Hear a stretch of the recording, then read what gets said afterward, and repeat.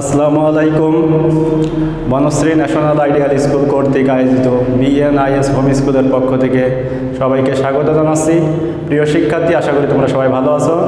আমি তোমাদেরকে সবাই স্বাগত জানাচ্ছি। ইনামুল হক, সহকারী শিক্ষক, বাংলা।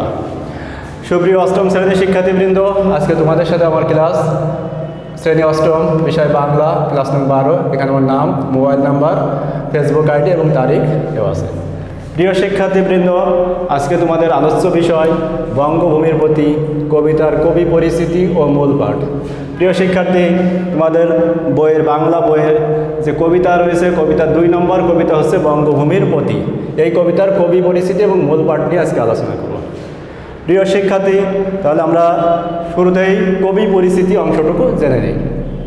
প্রিয় শিক্ষার্থীবৃন্দ, তাহলে আমরা দেখি, মাইকেল মধুসূদন দত্ত বাংলা সাহিত্যের অন্যতম প্রথা বিরোধী লেখক। প্রিয় শিক্ষার্থীবৃন্দ, প্রথম লাইনটাই একটু ইম্পর্টেন্ট এবং খুবই গুরুত্বপূর্ণ বিষয়। প্রথা বিরোধী। প্রথা বিরোধী বলতে বোঝানো হয়েছে যে মধ্যযুগে বাংলা সাহিত্যের 3টা যুগ রয়েছে, প্রাচীন যুগ, মধ্যযুগ এবং আধুনিক যুগ। এই মধ্যযুগে যে রক্ষণশীলতা ছিল, সেই রক্ষণশীলতার বিরুদ্ধে, সেই রক্ষণশীল প্রথার বিরুদ্ধে মাইকেল মধুসূদন দত্ত বিদ্রোহী করেছিলেন বা বিদ্রোহ করে তিনি আধুনিক প্রগতিশীল লেখককে তিনি নিয়ে এসেছিলেন। এই কারণে তাকে বলা হয় মাইকেল মধুসূদন দত্ত বাংলা সাহিত্যের অন্যতম প্রথা বিরোধী লেখক।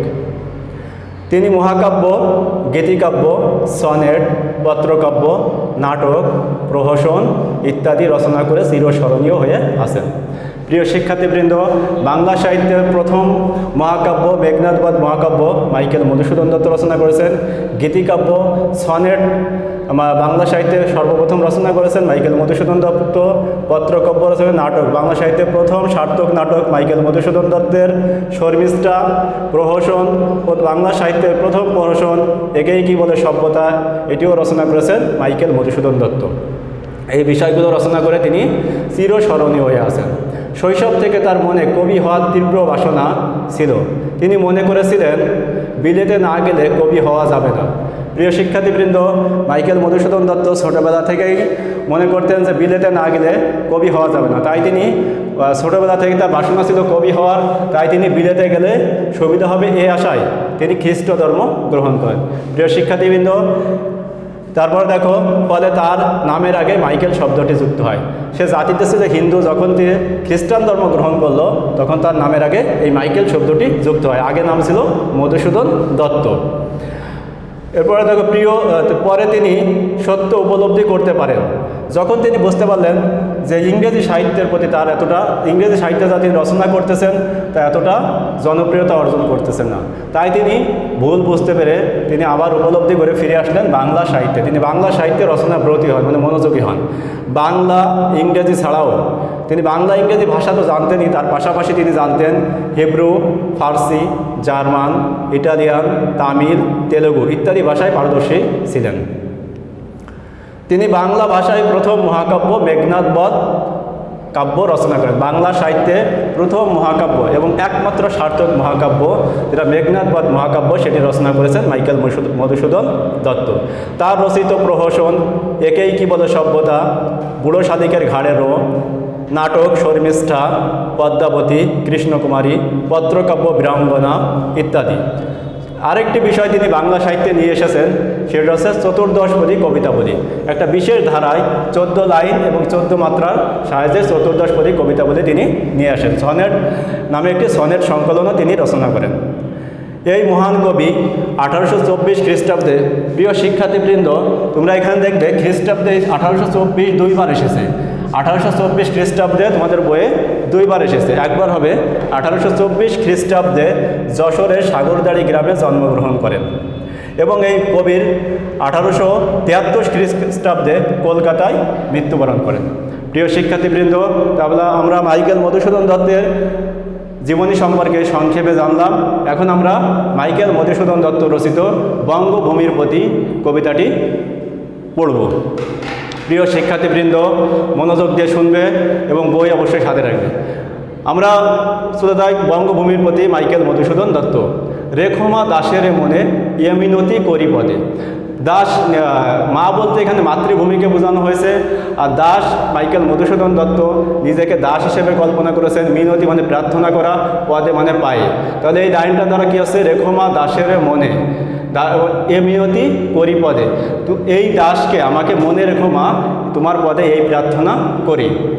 এরপরে সাধিতে মনের স্বাদ ঘটে যদি পরে মত, সাধিতে মানে মনের ইচ্ছা পূরণ করার জন্য যদি কোনো পরমাদ মানে হচ্ছে ভুল, পরমাদ শব্দের অর্থ ভুল বা ভ্রান্তি। তোমরা শব্দের অর্থ যখন পড়বে, শব্দ অর্থ এখানে দেখবে পরমাদ শব্দের অর্থ ভুল, পরমাদ শব্দের অর্থ ভুল বা ভ্রান্তি। তাহলে উনি বলেছেন সাধিতে মনের স্বাদ, মনের স্বাদ পূরণ করার জন্য ঘটে যদি পরমাদ, যদি কোনো ভুল ভ্রান্তি ঘটে থাকে, মধুহীন করোনাকো তব মন ককনাদে।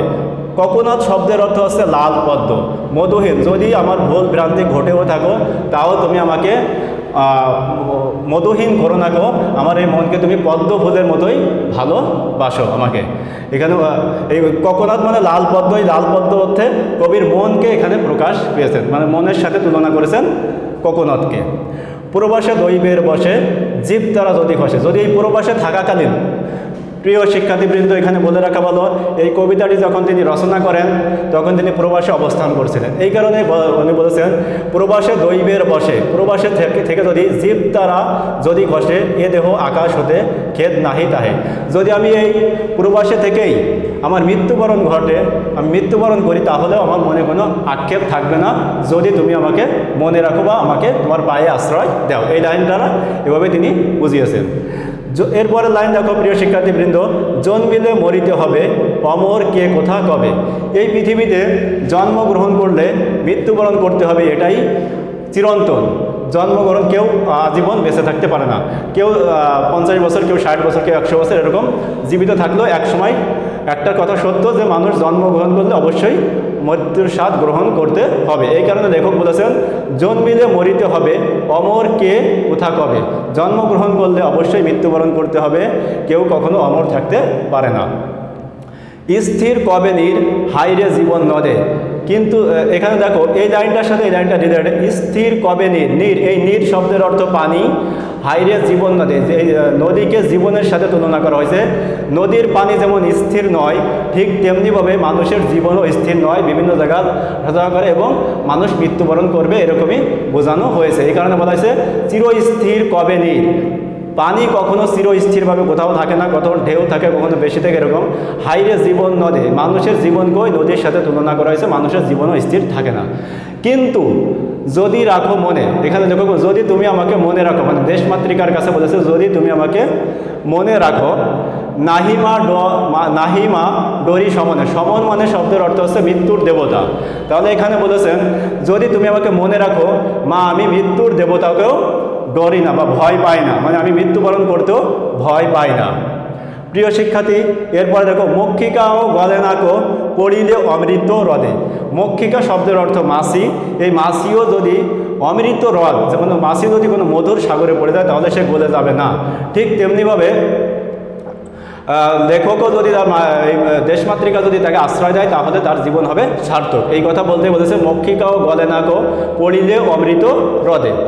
প্রিয় শিক্ষার্থী, এরপরে দেখো সেই ধন্য নরকুলে লোকে যারে নাহি বলে। প্রিয় শিক্ষার্থীবৃন্দ এই লাইনটা খুবই গুরুত্বপূর্ণ। সেই ধন্য নরকুলে লোকে যারে নাহি বলে, সেই এই নরকুলে ধন্য যাকে লোক সবসময় মনে রাখে, যাকে মানুষের মনের স্মৃতিতে স্থান দেয়, যাতে সেই মানুষের হৃদয়ে মানুষ জীবিত থাকে, সেই এই নরকুলে বা এই পৃথিবীতে ধন্য। মনের মন্দিরে সদা সেবে সর্বজন, যদি মানুষ যদি সবসময় মনের ভিতরে কাউকে মনে রাখে বা কাউকে স্মরণ করে রাখে তাহলে সেই হচ্ছে ধন্য এই নরকুলে। যাতে মানুষ মনে রাখলে মানুষের মনে রাখার মধ্য দিয়েই তার জীবন সার্থক হয়ে ওঠে। কিন্তু কোনো গুণ আছে যাচিব তো কাছে, আমার কি কোনো গুণ আছে যে তোমার কাছে আমি বলবো, এরকম কোনো গুণ লেখক বলেছেন তার এরকম কোনো গুণ নেই। হেন অমরতা আমি কহব শ্যামা জন্ম জন্মদে, জন্মদে শ্যামা জন্মদে মানে হচ্ছে শ্যামল জন্মভূমি, হেন অমরতা, কীভাবে আমি অমরতা পাবো এই শ্যামল জন্মভূমিতে, এরকম কোনো গুণ কি আমার আছে যে তোমার কাছে আমি অমরতা চাইব। এরপরেরটা কয়টা লাইন দেখো, এখানে তিনি বলেছেন তবে যদি দয়া করো ভুল দোষ গুণ ধরো। যদি লেখক এখানে বলেছেন যদি তুমি দয়া করে আমার যে ভুল আছে, দোষ আছে, গুণ আছে, এইগুলো সবগুলোকে যদি তুমি ভুল দোষকে গুণ ধরে আমাকে ক্ষমা করে দিয়ে তুমি যদি আমাকে মনে রাখো, তাহলে আমি মানুষের হৃদয়ে বা স্মৃতিতে বেঁচে থাকতে পারবো, আমার জীবন সার্থক হবে। ফুটি যেন স্মৃতি জলে মানুষে মা যথা ফলে, মধুময় তামরস কি বসন্ত কি শরতে। এখানে ফুটি যদি যেন স্মৃতি জলে, আমি যেন মানুষের স্মৃতিতে বেঁচে থাকতে পারি, মানুষ যাতে আমাকে স্মরণ করে, মানুষের মধ্যে আমরা বেঁচে থাকতে পারি।